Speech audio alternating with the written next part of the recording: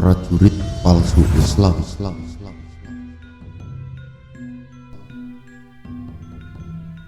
Sedulur-sedulur nasihat kehidupan misteri, Syekh Siti Jenar dikenal luas di kalangan ahli suluk sebagai wali yang unik dan nyentrik. Banyak tudingan miring yang dilontarkan orang untuk mendiskreditkan ajaran Syekh ini. Tidak tanggung-tanggung, sebagian telah menudingnya sebagai sesat, kafir, bahkan musyrik. Namun, sejumlah kajian ilmiah tentang sosok ini menunjukkan kesalahan tudingan-tudingan itu. Di antara sarjana yang belakangan banyak menyelami sosok misterius ini tak lain adalah Agus Sunyoto. Dalam salah satu bagian bukunya Iwal Syekh Siti Jenar, Agus menukil cukup panjang tentang munculnya orang-orang yang membela agama dan prajurit Tuhan yang palsu.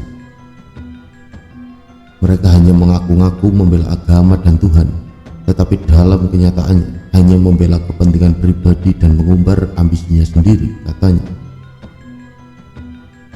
Berikut adalah bagian dari kutipan tersebut.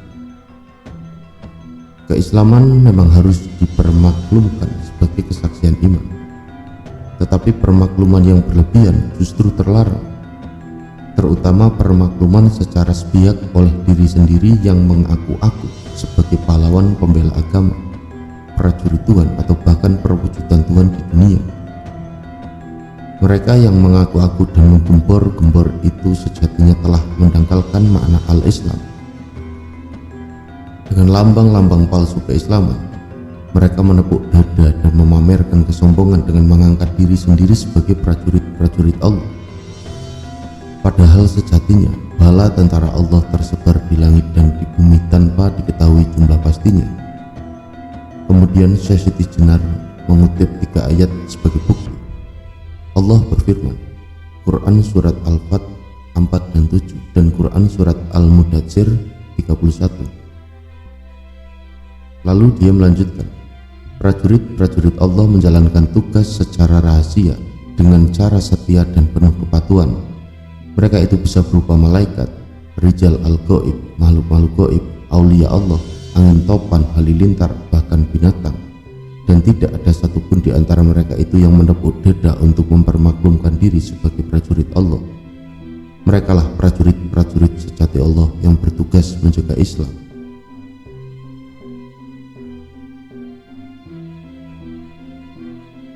Sedulur-sedulur nasihat kehidupan misteri, dalam salah satu versi sejarah menyebutkan bahwa Syekh Siti Jenar berasal dari Baghdad dan datang ke Jawa lalu menetap di Pengging, Jawa Timur.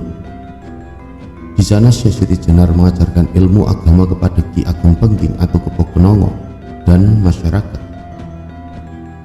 Tetapi para wali Jawa Dwipa atau Wali Songo tidak menyetujui aliran keberagamaannya. Oleh karena itulah dalam salah satu versi sejarah, Syekh Siti Jenar konon dihukum mati pada tahun 1506 Masehi dan dimakamkan di Anggaraksa alias Geraksan, Cirebon pada masa sekarang ini. Sebelum wafat, Syekh Siti Jenar sempat berpesan kepada para dewan wali atau wali songo, kelak pada suatu zaman akhir, kalau ada kebubuli mata kucing orang Belanda naik dari laut, itulah tandanya musibah kepada anak cucu Anda, katanya. Pesan dan ramalan itu ternyata benar karena kenyataannya Belanda memang menjajah Indonesia dan banyak menyengsarakan rakyat Indonesia. Tak dapat dipungkiri bahwa gerakan Syekh Siti Jenar mempunyai efek khusus yang kita anggap sebagai geger di antara para pemuka agama Islam pada abad ke-16 Masehi. Karena lambat laun, ketika itu banyak orang-orang yang mengaji tasawuf atau ilmu hakiki. Salah satunya ilmu perihal bedanya antara kawula dan gusti, juga tunggalnya kawula dan gusti atau manunggaling kawula gusti. Seperti yang dipahami sebagian orang selama ini, ada hal kontroversial yang sampai saat ini tetap menjadi bahan pembahasan yang seolah tak pernah berakhir dan menghasilkan kesimpulan tak terbantah, yakni misteri kematian Syekh Siti Jenar yang tetap menjadi misteri, tak lain karena begitu banyaknya ragam dan versi. Salah satunya adalah versi mati hidup berulang kali sebelum berakhir jasadnya mengecil sebesar kuncup bunga melati.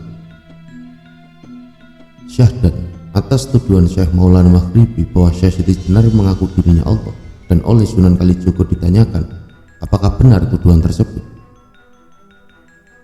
Beliau mengakuinya benar adanya. Maka Dewan Wali dalam sidangnya sepakat untuk menjatuhkan hukuman mati bagi si tertuduh, dan Syekh Siti Jenar menerima putusan tersebut agar segera dilaksanakan. Dan yang harus melaksanakan keputusan tersebut yaitu Sunan Kudus dengan keris di Kantanaga yang diberikan oleh Sunan Gunung Jati. Sebelum eksekusi berlangsung, terjadilah kejadian yang sangat mencengangkan masyarakat karena memang disaksikan secara terbuka di halaman Masjid Agung Cirebon, dan dialog tersebut diantaranya seperti berikut. Saat keris di Kantanaga menempel ke jasad Syekh Siti Jenar, terdengar suara yang sangat keras seperti beradunya kedua besi yang sangat besar. Lalu para wali saling tersenyum sambil berkata, "Masa ada Allah seperti besi?" Syekh Siti Jenar menjawab, "Coba tusuklah sekali lagi." Ketika tusukan kedua Syekh Siti Jenar menghilang, tidak ada wujud jasadnya. Para wali berkata kembali, "Masa matinya Allah seperti setan?" Secepat kilat Syekh Siti Jenar menampakkan diri lagi sambil berkata, "Coba tusuk sekali lagi." Ketika tusukan ketiga, Syekh Siti Jenar membujur tergolek di lantai masjid, dari lukanya keluar darah merah, dan para wali berkata kembali, "Masa matinya Allah seperti kambing?" Syekh Siti Jenar bangun hidup kembali tanpa luka dan berkata, "Coba tusuk sekali lagi." Kemudian pada tusukan keempat, Syekh Siti Jenar rebah mati dan dari lukanya mengalir darah putih. Seketika itu para wali berkata kembali, "Masa matinya Allah seperti cacing?" Karena berkali-kali tusukan selalu mati hidup, maka Syekh Siti Jenar berkata, "Lalu harus bagaimana mati saya menurut keinginan Anda?" Dan dijawab oleh seluruh wali, "Biasa seperti orang tidur badannya lemas, begitulah mati bagi seorang insanul kamil." Sesudah itu ditusukkanlah jasadnya dan wafatlah Syekh Siti Jenar seperti umumnya manusia. Jasadnya mengecil sebesar kuncup bunga melati dan baunya semerbak, mewangi bau harumnya melati. Begitulah konon Syekh Siti Jenar wafat wajar dan tidak bunuh diri. Terlepas dari kontroversi terkait jalan kematian Syekh Siti Jenar, ada beberapa hal yang ada baiknya kita renungkan secara mendalam, yakni pesan dan wasiat terakhirnya sebelum benar-benar menghadap kepada Tuhan, sebagaimana terekam dalam sebagian buku sejarah dalam untaian kalimat-kalimat panjang berikut ini. Hidup itu bersifat baru, dilengkapi panca indera sebagai barang pinjaman. Bila diminta pemiliknya kembali, menjadi tanah dan membusuk, hancur dan bersifat najis. Karena sifatnya itu, panca indera tak dapat dipakai sebagai pedoman. Budi, pikiran, angan-angan, kesadaran, satu wujud dengan akal bisa menjadi gila, sedih, bingung, lupa tidur dan sering tidak jujur, ajak dengki terhadap sesama untuk kebahagiaan sendiri, timbulkan jahat dan sombong, kelembah, nista, nodai nama dan citra. Manusia yang hakiki adalah wujud hak, kemandirian dan kodrat berdiri dengan sendirinya. Sukma menjelma sebagai hamba, hamba menjelma pada sukma, napas sirna menuju ketiadaan, badan kembali sebagai tanah. Adanya kehidupan itu karena pribadi ditetapkan oleh pribadi, ditetapkan oleh kehendak nyata, tidak tanpa sukma. Tiada merasakan sakit atau lelah, suka duka pun musnah, berdiri sendiri menurut karsanya, hidup sesuai kehendaknya. Demikianlah sedulur-sedulur nasihat kehidupan misteri. Semoga berkenan dan semoga bermanfaat. Matur sembah nuwun, jangan lupa untuk bisa meninggalkan jejak-jejak di dalam kolom komentar. Matur sembah nuwun, matur sembah nuwun, matur sembah nuwun. Mugi rahayu sagung dumadi.